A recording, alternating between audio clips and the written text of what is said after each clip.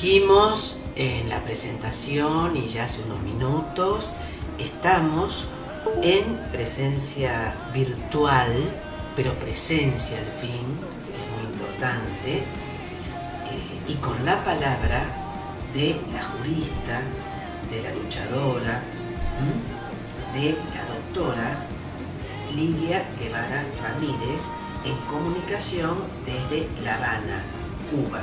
¿Qué tal, Lidia? ¿Cómo estás? Muy bien, aquí como bien decías, desde La Habana, Cuba, a las 6:41 de la tarde, una hora de diferencia. Eso, realmente creo que tanto a Brian como a mí nos gustaría estar haciéndote una entrevista personalmente, ¿no es cierto? Pero bueno, tenemos que hacerla desde acá, desde Rosario. Y bueno, Lidia, ¿qué podés decirnos a nosotros y fundamentalmente a la audiencia sobre la situación de los derechos de las mujeres en tu país, en Cuba? Bueno, Susana, en los últimos tiempos y sobre todo a partir de la entrada en vigor de la Constitución cubana del año 2019, hemos tenido grandes cambios y transformaciones en la legislación, lo cual no quiere decir que no hubiera habido derechos para las mujeres desde el propio triunfo de la revolución en el año 1959, pero se han fortalecido mediante la propia legislación con un enfoque de género más eficiente, más fortalecido, sobre todo en el año 2021, 8 de marzo, en que entró en vigor el Programa Nacional de Adelanto de las Mujeres. Este programa, que se compone por 7 ejes temáticos. Uno de ellos es el empoderamiento de la mujer. Y como sabemos, el empoderamiento solo se logra, o fundamentalmente se logra, mediante el trabajo. Esto significa apertura de puestos de trabajo para las mujeres, sobre todo aquellas que con carga familiar requieran la entrada de recursos para poder solventar sus necesidades materiales.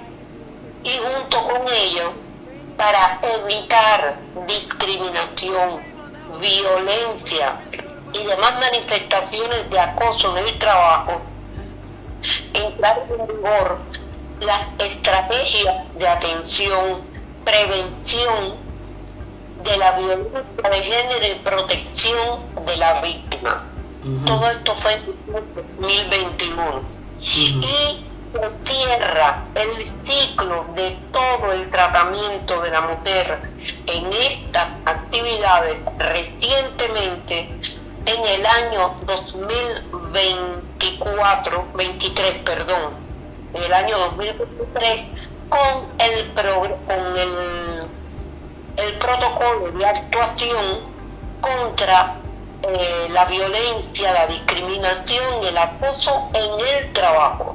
Ya esas son específicas en el trabajo, pero que no discriminan hombre a todos los trabajadores, aunque con especial énfasis en el caso de la mujer. Lidia, al convenio de la OIT, el 190, que trata sobre la violencia en el trabajo. Exacto. Y sobre todo con especial énfasis en la violencia contra la mujer, la violencia de género. Exacto. Lidia, con respecto a los índices, no estamos hablando de porcentajes exactos, no, pero situaciones de violencia doméstica, han disminuido, han aumentado en tu país desde ya, ¿no es cierto?, en Cuba. Sí, mira, en el caso de la violencia doméstica aparecería porque muchas personas dicen ha crecido. No, no ha crecido. Lo que pasa es que hay más información que antes, mucha más información a través de las redes sociales, y cuando las redes sociales se arman a favor o en contra de determinadas situaciones en los países, da la impresión que ha crecido algún indicador de esta naturaleza. Pero por suerte, el Código Penal, que entró en vigor en el año 2022, sanciona con una severidad mayor todo lo que significa la violencia contra la mujer.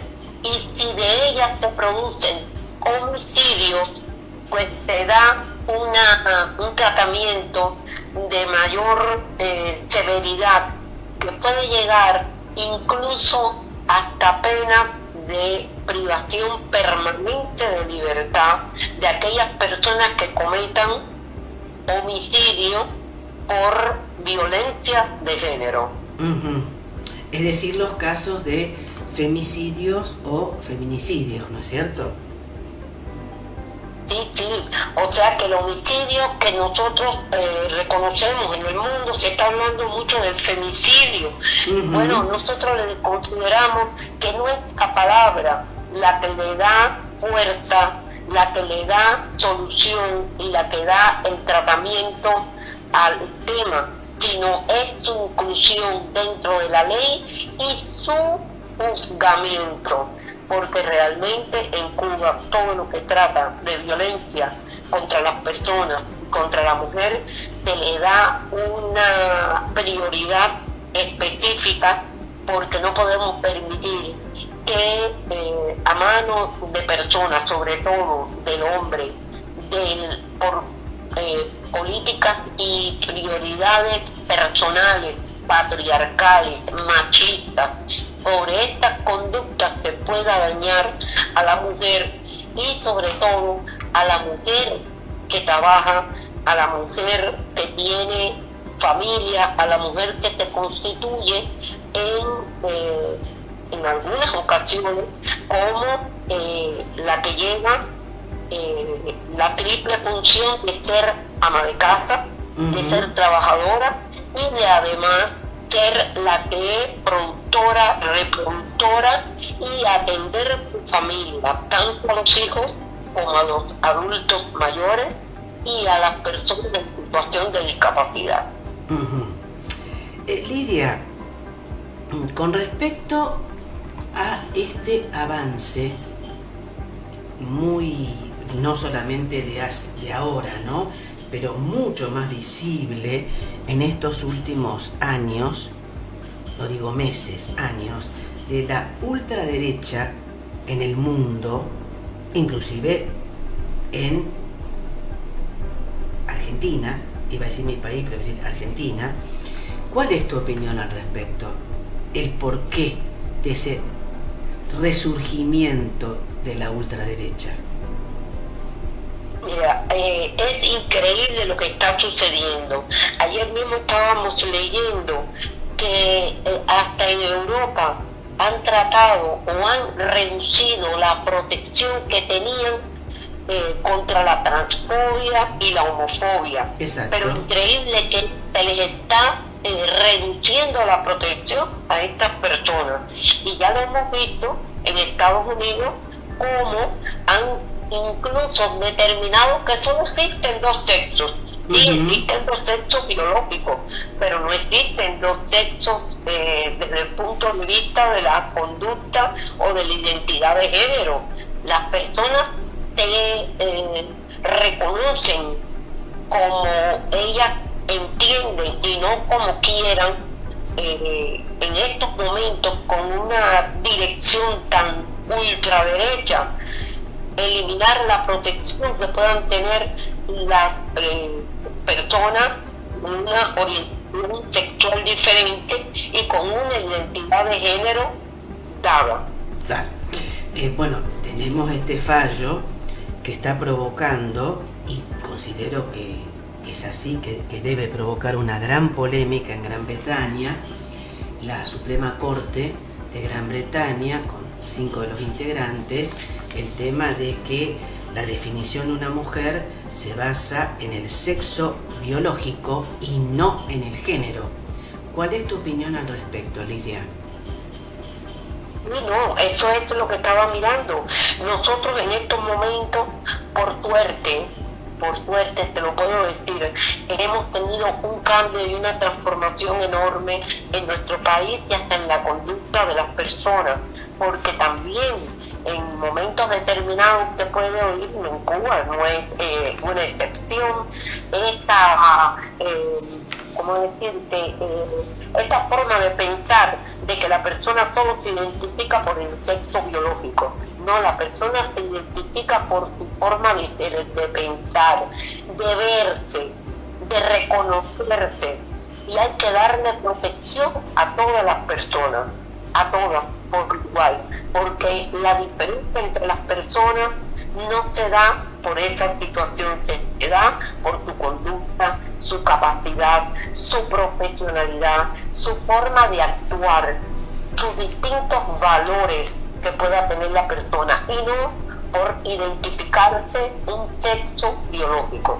En eso no puede haber una diferencia de que uno diga de que solamente existen dos sexos, el hombre y la mujer. No puede existir el hombre y la mujer y toda una gama de manifestaciones diferentes que no impiden ni la posibilidad de trabajar, ni de estudiar, ni de sencillamente relacionarse con el resto de las personas.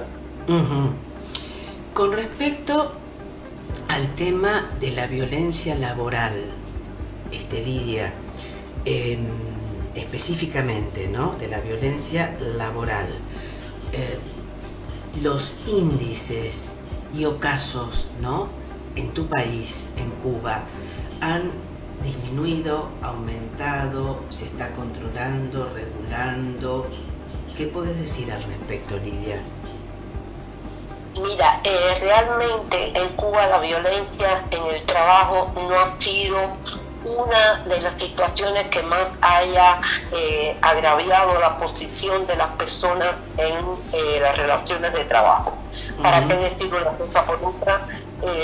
Sí ha habido, como ha existido siempre, violencia en el trabajo, manifestada en qué cosa, en la discriminación en el empleo, en algunos empleadores que priorizan, por ejemplo, la posibilidad de la contratación de un hombre a una mujer.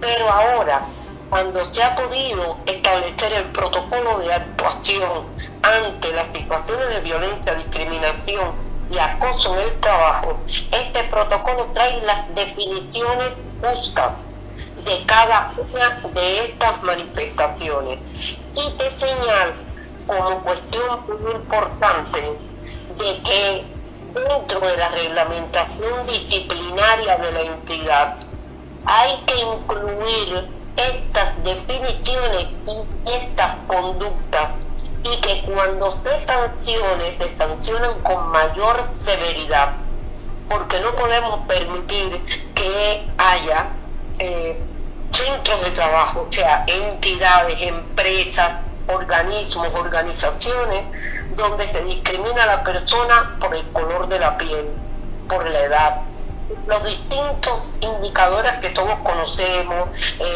situación familiar, situación personal, situación económica, edad, identidad de género, y que se priorice otro, que el empleador entienda que no cumple con esos indicadores que él quiere señalar.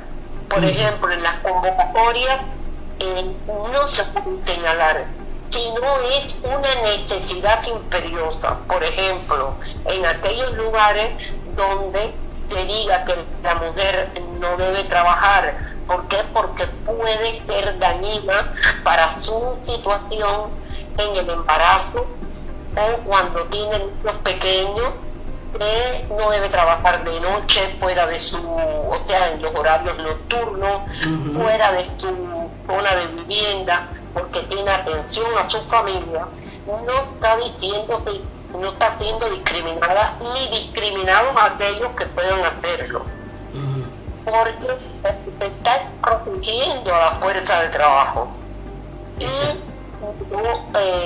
Y cómo decirte, no podemos permitir de que en una convocatoria se ponga de que se necesitan trabajadores entre 18 y 35 años, de tal color, de tal estatura, que vivan cerca del centro de trabajo, que, bueno, algunos de estos indicadores que en algunas convocatorias ha habido, y estas se rechazan. El trabajador que se sienta ofendido, maltratado, vulnerado sus derechos por una convocatoria de este tipo, puede sencillamente quejarse ante las autoridades y no se permitirá que tales situaciones tengan lugar. Por ley, está establecido en ley, tanto para el sector estatal como para las formas de gestión no estatales. Bien, ya para finalizar, en muy breves palabras, Lidia, la protección en tu país, en Cuba, hermoso país por otro lado, lo sabes perfectamente que yo pienso así y que extraño,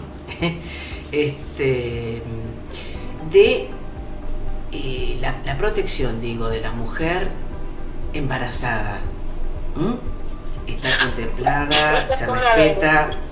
De las cuestiones más interesantes que tenemos nosotros, una legislación muy protectora.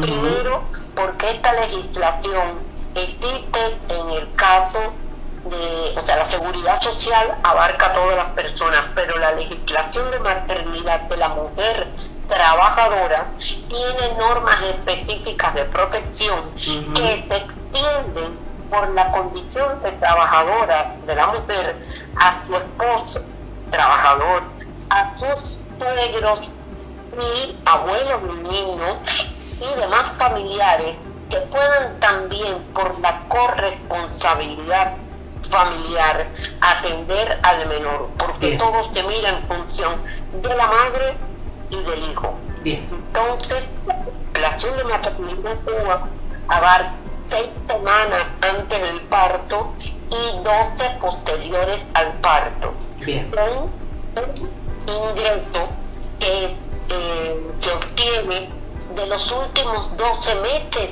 de trabajo que haya tenido esa mujer. Pero si esa mujer tiene impedimento para trabajar en fecha anterior a las últimas, o sea, a las 6 semanas antes del parto, simplemente se cambia de puesto de trabajo o puede recibir un ingreso similar a su salario hasta el momento del parto.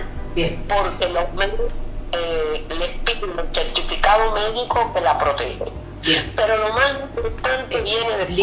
Lidia, perdón, pero ya tenemos que ir terminando. Tratemos de resumir, por favor. Y de paternidad, que es muy importante. Esta licencia de maternidad y paternidad, que nosotros le llamamos prestación social, se extiende a partir de las 12 semanas del niño hasta que el niño alcanza 15 meses.